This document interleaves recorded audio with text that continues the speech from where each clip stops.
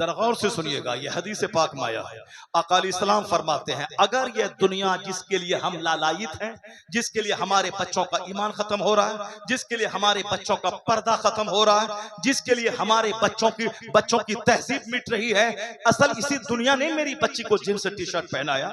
हमारी बच्ची को जो पर्दे में रहने वाली थी, जिनको अल्लाह ने शर्म की चीजें दी हैं, ये फटा हुआ जींस पहनकर, ये टाइट चुस्त टी शर्ट पहन के जो दावतें ज़िना समाज में दे रही है, जिसको पर्दे में रहना था, वो शमे महफिल बनी हुई है, उसको जिसको घर में रह के घर को रश के जन्नत बनाना था, वो साफ सड़कों पे नौजवानों की आंखें खराब कर रही हैं। क्यों?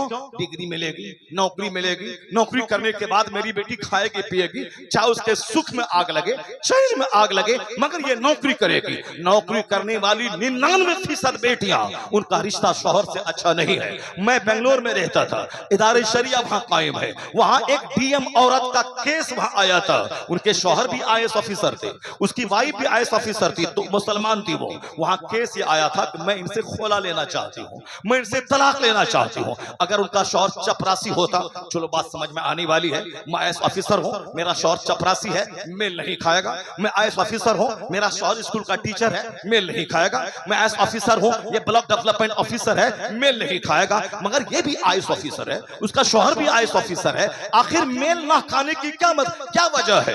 अपने आप को फिर तलाक लेकर यहाँ तो कुंवारी बेटियों की शादी होने में ताकीर हो रही है, और जो बच्चे की माँ हो, जिनकी शादी के 2-4-5 साल हो चुके हो, आखिर वो तलाक लेने का क्या मतलब है? क्या मतलब यही है कि मैं सर्विस में हूँ, मैं सर्विस करती हूँ, मेरे पास साहब कितने लड़के हैं, न जाने किस ड्राइवर से, न जाने किस हॉकर से, न जाने किस चपरासी से दिल लग गया हो।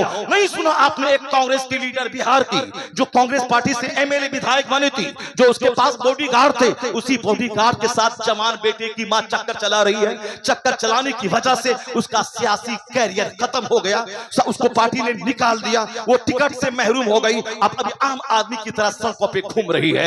इस चक्कर की वजह से मैं आपसे कहना चाहता हूं कि आज जिसको शर्मो हया के जेवर बन के रह रहा था, हमने नौकरी के शौक में उसकी जिंदगी को मिट्टी में मिला दिया। उससे बेहतर तो मेरी वो खातून है जो बाहर शरत पढ़ रही है, कंजुल ईमान पढ़ रही है, अनवारी शरत पढ़ रही है, 5 गना नमाज पढ़ रही है, और कोई नौकरी नहीं है, रानी बनकर अपने शौहर के पास रह रही है। नाश्ता बना के शौहर को रवाना कर दिया, शौहर स्कूल चला गया, शौहर दुकान पे चला गया, ये आराम से रानी बन के फर्नीचर पे सोई हुई है। ये तो 60 बरस तक, अगर मेरी बेटी टीचर बन गई तो 62 साल तक उसको स्कूल में रोजाना 5 घंटे पढ़ाना है, अपना दिमाग चलाना है। वह थकी मांदी जब घर में आएगी तो शौहर की खिदमत क्या कर पाएगी? महीने में जब 50,000 मिलेंगे तो वह बोलेगी मेरे बाप ने जमीन बेच के पढ़ाया है, मैं उसे पैसा दूंगी। शौहर बोलेगा तुम मेरी बीवी है, मुझको पैसा दो। ये जंगो जदाल के लिए आपने नौकरी दिलाया है, अपनी बेटी के सुख का कत्ल आपने किया है। वो बेटियां रानी बन के है, नमाज़ें पंजगाना पढ़ती हैं, शौहर की खिदमत करती हैं, घर में रानी बन के रहती है। शौहर मारे फिरेगा, हल चलाएगा, दुकान में रहेगा, रोजी उसके जिम्मे है, रोटी उसके जिम्मे है, कपड़ा उसके जिम्मे है, महर की रकम उसके जिम्मे है। वो तो रानी बन के रहती है, सोई पड़ी रहती है, तिलावत इबादत करती है, और जब मरेंगी तो कनीज़े फातिमा बनकर जन्नतुल फिरदौस चली जाएगी। ये कौन सा काम तुमने करवा दिया कि स्कूल में रहे थे गैर मर्दों के साथ रहे, और साथ दफ्तर में है तो गैर मर्दों से हाथ मिलाए। बेटियां पढ़ेगी, बेटियां पढ़ने में बहुत तेज है। बेटा क्या करेगा?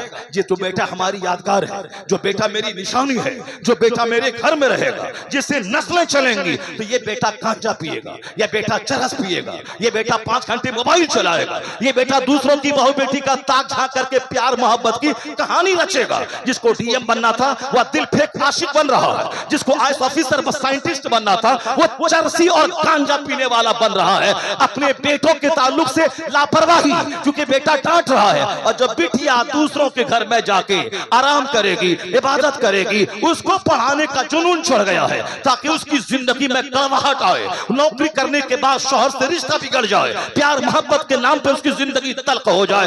एक कौम मुस्लिम, अल्लाह ने कहा है तेरी औरतें घर में रहे, पर्दे में रहे, पर्दे में रहे, और तुम्हारे बच्चे वो आईएएस ऑफिसर बने, वो डीएम बने, साइंटिस्ट बने, आलिम बने, मुफस्सिर बने, मुहद्दिस बने।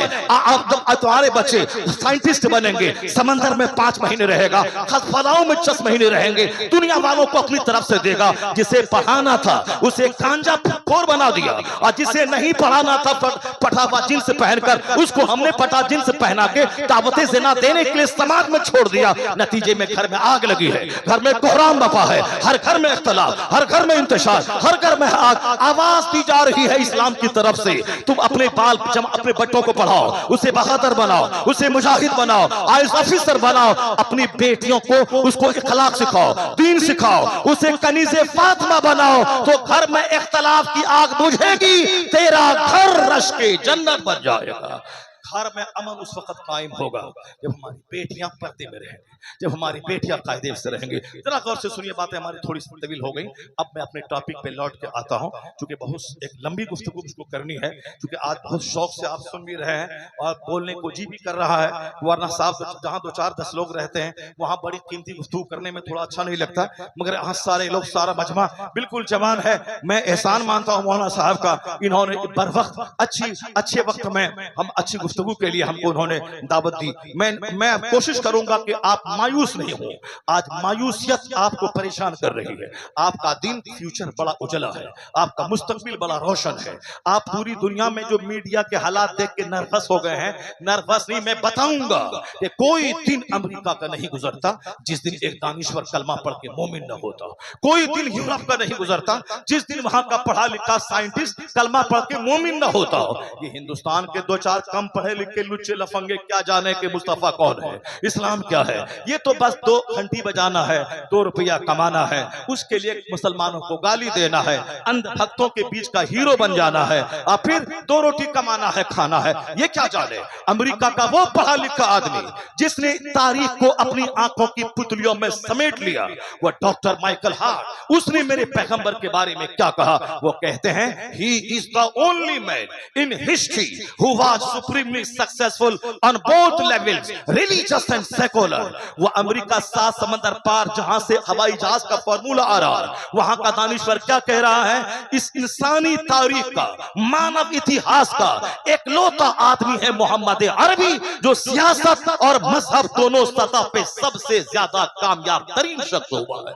पूरी दुनिया का सफलतम पुरुष। ये गिरी साहब रामगिरी क्या जाने, ये अति नरसिंहानंद क्या जाने, ये नुपुर शर्मा क्या जाने, ये तिवारी क्या जाने। ये 2-4 लोग हैं जो रोटी खाने के लिए वो इस्लाम के पैगंबर को गाली देते हैं। मगर इसी हिंदुस्तान का एक हिंदू बहुत बड़ा पढ़ा लिखा आदमी, उसने क्या कहा, उस हिंदू ने उसने कहा the personality of Muhammad it is most difficult to get into the whole truth of it, only a glimpse of it I can catch. एक गैर मुस्लिम हिंदू ब्राह्मण वो कहता है इस्लाम के पैगंबर की अजमत की तह में उतरना बहुत मुश्किल है।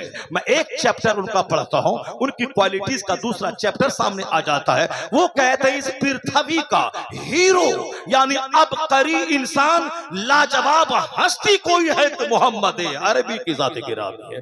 पत्थर फेंकने की जरूरत नहीं है, खाना घेरने की जरूरत नहीं है, बल्कि इन गैर मुस्लिमों ने हमारे पैगंबर की शान में जो जो कलमात कहे हैं उसको हाईलाइट करने की जरूरत है। अगर वो मेरे पैगंबर के खिलाफ बोलता है तो उसी की बिरादरी का उससे बड़ा पढ़ा लिखा आदमी, उसने मेरे पैगंबर की जो तारीफ की है उस तारीफी जुमलों को दीवार में लिख दें, उन तारीफी जुमलों को व्हाट्सएप में एक दूसरे को शेयर करें, उन तारीफी जुमलों को दुनिया वालों को पहुंचा दें कि तुम भी तो गैर मुस्लिम हो, तुम इस तरह की बातें कर रहे हो और ये भी तो पढ़ा लिखा गैर मुस्लिम है जिन्होंने हमारे पैगंबर के बारे में जबरदस्त अपने दिल के जज्बात को खोल के रख दिया है। वो कहा, वो आखिर में कहता all these magnificent role in these departments of human activities he is alike a hero. मुसलमान नहीं, मौलाना नहीं, पीर साहब नहीं, एक हिंदू ब्राह्मण। वो कहता इंसानी जीवन के हर क्षेत्र में जो मुस्तफा का योगदान रहा है, जो उनका मार्गदर्शन रहा है, जो उनके एहसानात रहे हैं, जो उन्होंने जीवन के जीवन शैली दी है, कहते हैं उसको देखकर कहा जा सकता है इस पृथ्वी का लाजवाब इंसान मोहम्मद अरबी अलैहिस्सलाम।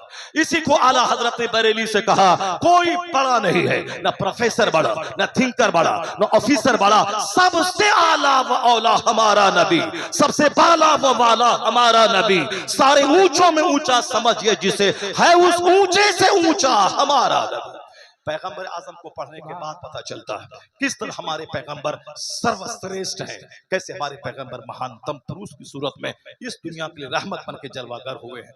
अब जरा गौर से सुनिए क्या कहा उसने, जॉन डेविनपोर्ट ने। उसने कहा कि सारे उलूम अरबी मदारिस से लिए गए और the Spanish Saracen may be looked upon as the father of European philosophy. आप बोर तो नहीं हो रहे? आप लोग बोर तो नहीं हो रहे? गुफ्तगू हार्ड तो नहीं हो रही आपके लिए? बिल्कुल हार्ड मैं सिंपल करके आप तक पहुंचा रहा हूं। बहुत सिंपल गुफ्तगू आप तक मैं पहुंचा रहा हूं। शदीद हाजत हो कि पेशाब कपड़े में हो जाएगा, उस हालत में जाने की परमिशन है, वरना आम हालत में आप उलझन के शिकार ना हो, बल्कि आप खामोशी से बैठे रहें। एक मालूमाती खिताब आप तक पहुंच रहा है। अब कैसे जॉन डेविनपोर्ट ने कहा, अरबी मदारिस के जो उलमा है, द स्पेनिश सेरेसन, अरबी मदारिस के उलमा यूरोप की साइंस के बाप कहे जाने के मुस्तहिक है। क्या कहा? जो साइंस जवान हुई है उसको जवान बनाने में अरबी मदारिस के उलमा का हाथ रहा, इनका हाथ रहा। अब कैसे हाथ रहा? बस एक पॉइंट आपको मैं पहले बताता हूं। अमेरिका नाम का कोई मुल्क आज से 1000 साल पहले नहीं था। कोलंबस ने अमेरिका का पता लगाया, जैसे हिंदुस्तान का पता वास्को डी गामा ने लगाया, उसी तरह अमेरिका का पता कोलंबस ने लगाया। कब पता लगाया? 1495 में, यानी आज से 1000 साल पहले अमेरिका कोई मुल्क है इसका पता चला। लेकिन आज वह मुल्क दुनिया का सबसे शक्तिशाली, दुनिया का सबसे बड़ा साइंसी मुल्क है, दुनिया पे राज करने वाला। उनसे पूछें कि किसने आपको ताकतवर बनाया, किसने आपको दुनिया पे राज करने का हुनर और आर्ट सिखाया? अमेरिका का जवाब है, knowledge is power, knowledge is light. इल्म ताकत का नाम है, इल्म रोशनी का नाम है। इल्म ने मुझे ताकतवर बनाया। आज सारी दुनिया मेरे से हथियार ले रही है, मेरे से साइंस के फॉर्मूले ले रही है। इल्म इल्म इल्म, नॉलेज शिक्षा शक्ति का नाम है, नॉलेज पावर का नाम है, इल्म ताकत का नाम है। चाइना आज से 1000 साल पहले बुद्धिस्टों का घिसा पिटा मुल्क आज दुनिया की मंडियों पे अपना माल फैला दिया है। किसने आपको दुनिया के मार्केट में सबसे ज्यादा महंगा, सबसे ज्यादा ताकतवर मुल्क बनाया है? जवाब है चाइनीज का। Knowledge is power, knowledge is light. इल्म ताकत का नाम है, इल्म रोशनी का नाम है। आज हिंदुस्तान इंजीनियरों का मुल्क कहलाता है। गल्फ कंट्रीज के 25 से ज्यादा ममालिक में हिंदुस्तान के इंजीनियर इज्जत की निगाह से देखे जाते हैं। आज से 300 साल पहले न JNU का पता था, न AMU का पता था, न किसी यूनिवर्सिटी का पता था। हिंदुस्तान में जितनी भी यूनिवर्सिटीज हैं, चाहे जवाहरलाल नेहरू यूनिवर्सिटी, चाहे बनारस हिंदी यूनिवर्सिटी, चाहे अलीगढ़ मुस्लिम यूनिवर्सिटी, चाहे नालंदा, चाहे साहब पटना की पटना यूनिवर्सिटी, चाहे मैसूर यूनिवर्सिटी, चाहे रोहिलखंड, चाहे बंबई यूनिवर्सिटी, सबकी तारीख 300 साल के भीतर की है। सबकी तारीख, सबकी तारीख। एक यूनिवर्सिटी नालंदा की है जो यूनिवर्सिटी का पता मिलता है 1000 साल पहले, लेकिन वो बुद्धिस्टों का एक धार्मिक शिक्षा का एक केंद्र था जिसको मॉडर्न एजुकेशन से कोई मतलब नहीं। मैं जो बात कहने जा उसको गौर से सुनिएगा। घिसा पिटा मुल्क आज ताकतवर है।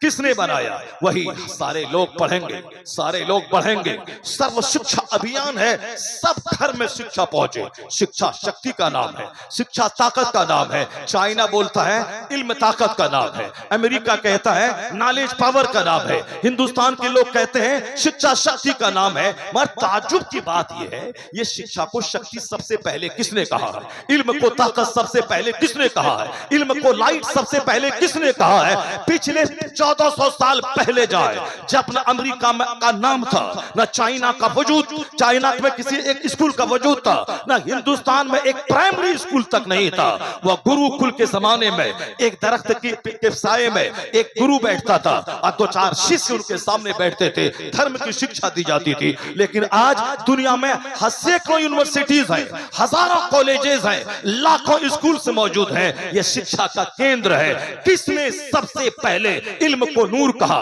इल्म को ताकत कहा, शिक्षा को शक्ति कहा? सबसे पहले इस धरती पर पैगंबर आज़म अलैहिस्सलाम ने 1400 साल पहले कहा था, अलैकुम बिल इल्म फ़इन्नल इल्म कुव्वतुन, अलैकुम बिल इल्म फ़इन्नल इल्म नूरुन। इल्म हासिल करो, माँ की गोद से लेकर कब्र की गोद तक। इल्म ताकत का नाम है, इल्म रोशनी का नाम है। इसलिए तो मैं कहता हूं, कयामत तक जितने लोग इल्म को ताकत कहेंगे, मुंह उसका होगा, ये नारा मुस्तफा जाने रहमत का दिया हुआ होगा। जितने लोग इल्म को ताकत कहेंगे, इल्म को रोशनी कहेंगे, मुंह उसका होगा, मगर ये फार्मूला मोहम्मद अरबी का दिया हुआ होगा। नारे तकबीर, नारे रिसालत, मजहबे इस्लाम।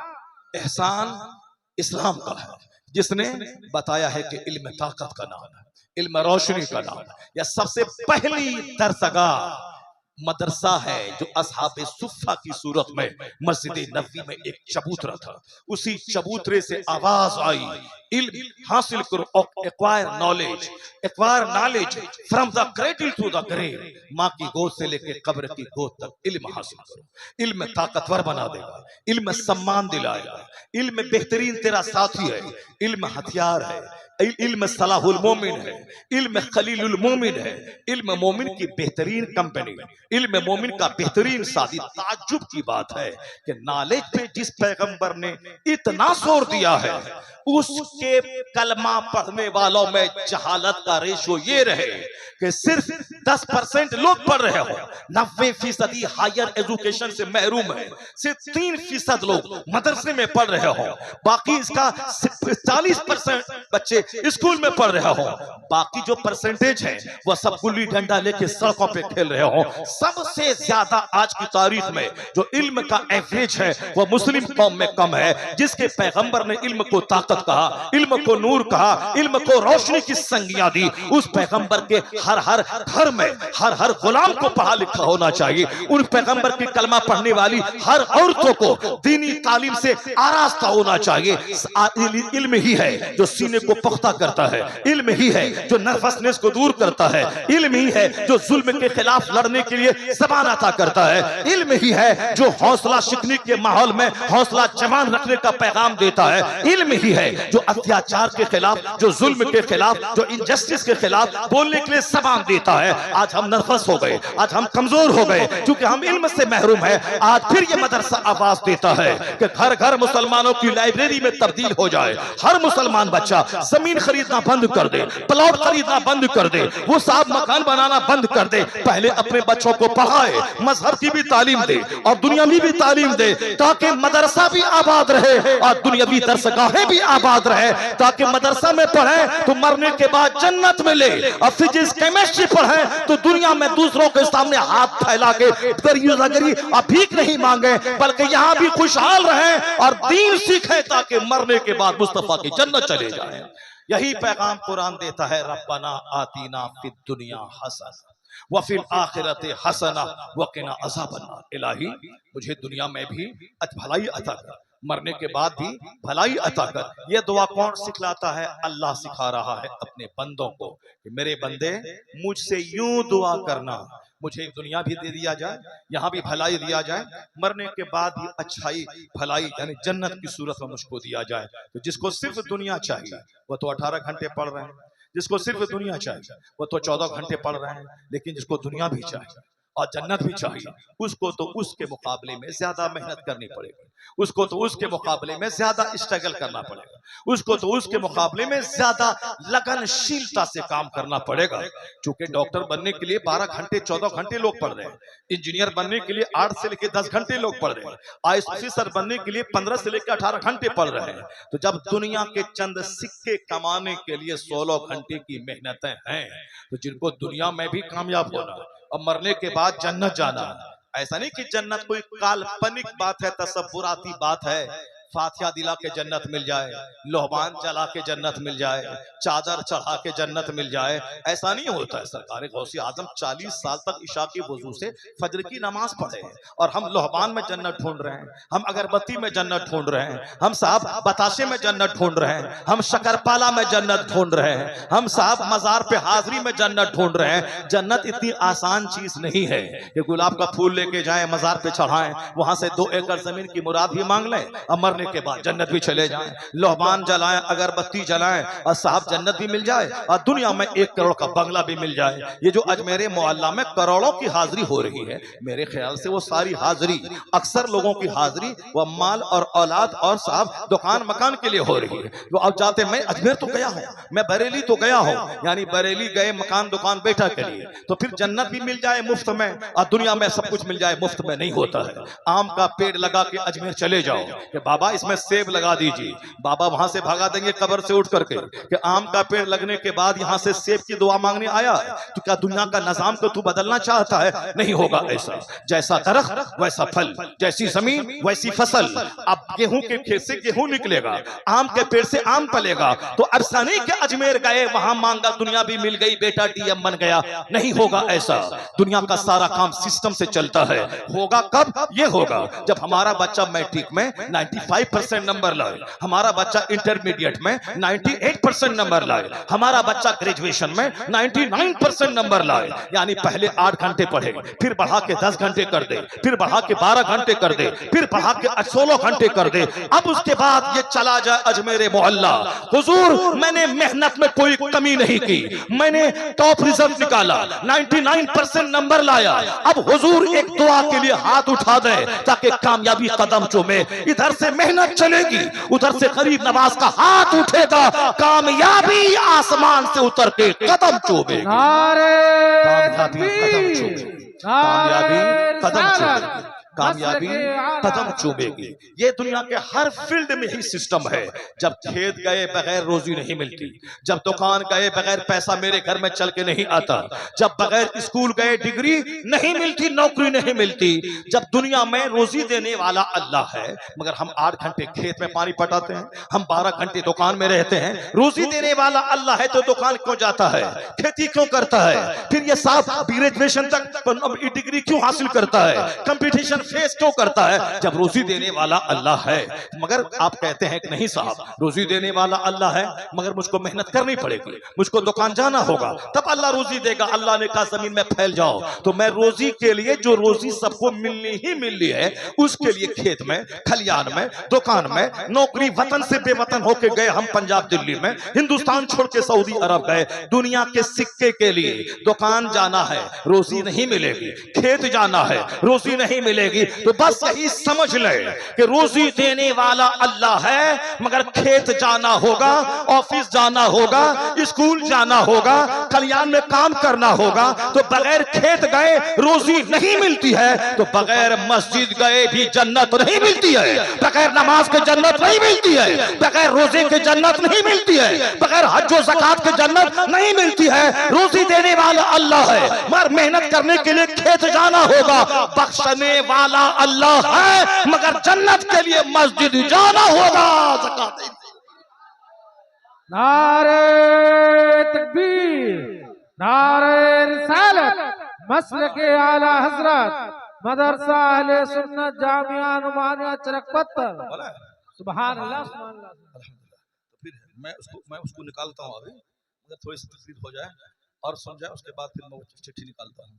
दरूद पाक पढ़ें, अल्लाहुम्मा सल्ली अला सय्यदना व मौलाना मुहम्मद मअदनिल जूद वल करम व आलिहि बारिक वसल्लिम सलातो व सलामन अलैका या रसूल अल्लाह। अब आप मेरी तकरीर सुन रहे हैं, आप 1 घंटे से जायद हो गए। मैंने अपनी तकरीर अभी स्टार्ट नहीं की है, क्योंकि मेरा जो टॉपिक है वह तहकीकी टॉपिक, जो मेरा एक रिसर्च का टॉपिक है, उसको जरा गौर से सुनिएगा। बगैर सुने हुए जाइएगा नहीं, जाएंगे दुनिया आप लोग बगैर सुने हुए। हाथ उठा के बार जोर से बोले ला इलाहा इल्लल्लाह मुहम्मदुर रसूलुल्लाह सल्लल्लाहु अलैहि वसल्लम। आपने वादा कर लिया है एक बंदा भी नहीं जाएगा, जबकि मैं 2.5 घंटे बोल के आया, अभी 2 घंटा मेरा होने वाला है। मैं 2.5 घंटे यहाँ भी बोलूंगा इंशाअल्लाहुल करीम। आज 5 घंटे का रिकॉर्ड बनेगा, 2.5 घंटे दिन में, 2.5 घंटे रात में। तो अब बस सिर्फ आपकी तवज्जो चाहिए, वरना हमको शौक नहीं है तकरीर करने का। इतनी तकरीरें हो गई हैं कि अब तकरीर का शौक नहीं रह गया है। इसलिए जुमा के दिन कभी मैं आधा घंटा बोलता हूँ, कभी 10 मिनट बोलता हूँ। हमारे दोस्त कहते हैं मत बोलिए ज्यादा, सब हमारे घर वाले शमीम भाई भी कहते हैं कि मत बोलिए ज्यादा, सब बोलते हैं, मगर हमको कहते हैं कि नहीं भाई, हम 2 घंटा बोलेंगे। अगर 2 बंदा अगर नेक बन गया तो मेरा पसीना बहाना वसूल हो गया। हम ये चाहते हैं कि शुरू के हिस्से में जो जिसके दिल में बात नहीं उतरी, मुमकिन है कि 2 घंटे के बाद जो जुमला निकल रहा है, ये जुमला उसके दिल को बदल दे, उसके दिल को चेंज कर दे। इसीलिए ट्रेन छूटे, प्लेन छूटे, बात मेरी मुकम्मल होनी चाहिए। एक बंदा राह रास्ते पे आ गया, सोच सीधी हो गई, मेहनत वसूल हो गई। अल्लाह तबारक व तआला हमें हक बोलने, आपको हक सुनने की तौफीक अता फरमाए। ये जॉन डेविनपोर्ट ने क्यों बोला कि मदरसा साइंसदानों को जन्म दिया है, क्यों बोला? बस 2-3 बातें मैं आप तक पहुंचाता हूं, किस कदर हालात दुनिया में बन रहे हैं, किस तरह आज कुरान पाक पढ़ने का मजाज दुनिया में फैल रहा है। जरा गौर से सुनिए, एक बिल्कुल सिंपल और सरल वाली बात। कलमा पढ़ने वाले रोजाना बढ़ रहे हैं, पहले ही आपको मालूम ना हो। जो सोशल मीडिया पे हंगामा है, यहाँ मुसलमान को मारा, वहां मुसलमान को पीटा, ऐसा हुआ, वो सब फेक, सब झूठ है। वो अगर कहीं सच है भी तो आजमाइश है। और सच्ची बात यही है कि दुनिया में इस्लाम ने कोहराम बपा कर दिया है। जैसे जैसे इल्म बढ़ रहा है, जहालत घट रही है, इस्लाम की तरफ पढ़े लिखे लोग ज्यादा लालायित होके ललचाई निगाहों से देखकर कलमा पढ़कर मोमिन हो रहे हैं। जरा गौर से सुनिए, एक बात पहले भी सुने होंगे, अगर नहीं सुने होंगे तो और सुनिए, जरा गौर से सुनिए। थाईलैंड की राजधानी बैंकॉक में एक यूनिवर्सिटी है।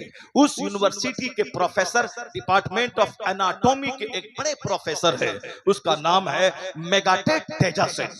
उन्होंने बहुत गहरा रिसर्च, बहुत गहरी तहकीक की कि दुनिया भर में अलग अलग टॉपिक पे सारे लोग काम कर रहे हैं, मुझे भी उस टॉपिक को टच करना है जिस पर लोगों ने काम नहीं किया है। हर साइंसदानों का एक मजाज होता है, अजूबा काम करना, नया काम करना, जिसको सब लोग नहीं कर रहे हैं उस फील्ड में काम करना। यह हमारे जैसे मौलवियों का मजाज है। एक मदरसा चल रहा है अहले सुन्नत जामिया नौमानिया, तो 10 किलोमीटर नहीं बल्कि 10 कदम दूरी पे एक दूसरा मदरसा कायम कर देना, जामिया सुबहानिया। अब जामिया सुबहानिया, अब वहां से 10 कदम की दूरी पर जामिया रजविया कायम कर देना। चूंकि इनके पास कोई बड़ा प्रोजेक्ट, बड़ा प्लान नहीं है, यह समझता है कि मेरा मुस्तकबिल अंधेरे में है, यही मदरसा तो एक सहारा है, मदरसा कायम करें, रसीद उठाएं, 10 लोगों के पास जाएं, जलसा भी करवाएं, 2-4 बच्चों को पढ़ाएं। अजूबा काम करने का मजाज ये नहीं रखते। जो काम कोई नहीं कर रहा हो वह काम मैं करूं। इस्लाम की तबलीग का मरकज सिर्फ मदरसा ही नहीं है। इस्लाम की तबलीग करने के लिए किताब लिखना, किताब छापना, किताब बेचना, बिजनेस करना, ये एक बड़ा तरीका है।